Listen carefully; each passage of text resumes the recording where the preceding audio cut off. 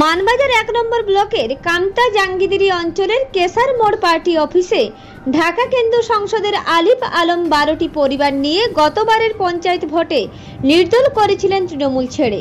সেই নির্দল ছেড়ে পুনরায় তারা যোগদান করলেন তৃণমূলে মন্ত্রী সন্ধ্যা রানী টুডুর হাত ধরে। সেই প্রসঙ্গে সাংবাদিকদের মুখোমুখি জানালেন মানবাজার ১ নম্বর ব্লকের তৃণমূল কংগ্রেসের সহসভাপতি ভক্তরঞ্জন পাণ্ডে। তারা তৃণমূলেই ছিলেন, নিজেদের ভুল বোঝাবুঝির কারণে নির্দল করেছিলেন, তাই তারা পুনরায় ফিরে এলেন তৃণমূলে।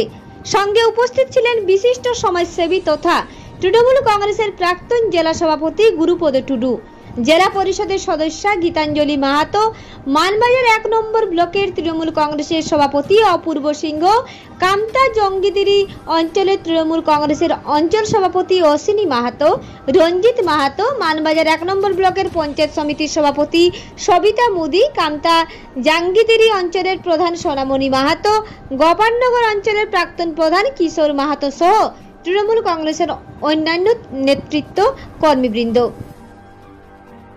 তৃণমূলেই ছিল কিন্তু গত পঞ্চায়েতে নির্দল করেছিল, তারা পুনরায় ফিরে এলো, এই বিষয়ে কি বলবেন?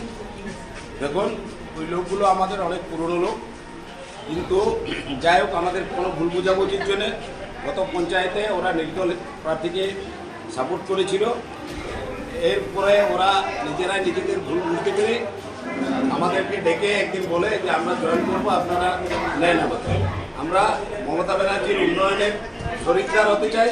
মমতা ব্যানার্জির যে উন্নয়নের ধারা, সেই ধারাটা অংশ নিয়ে আমরা যেন বাঁচতে পারি এবং আপনাদের সঙ্গে আমরা হাতে হাত মিলিয়ে কাজ করতে পারি।